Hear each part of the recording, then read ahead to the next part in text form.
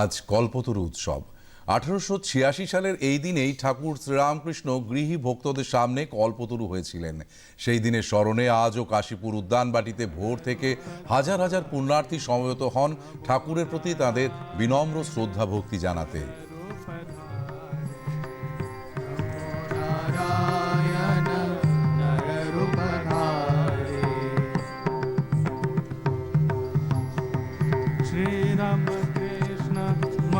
मंगलकारे नमो नारायण भव दुःखहारे श्री राम कृष्ण मंगलकारे नमो नारायण भव दुःखहारे श्री राम कृष्ण मंगलकारे नमो नारायण भव दुःखहारे श्री राम कृष्ण मंगलकारे नमो नारायण भव दुःखहारे श्री राम कृष्ण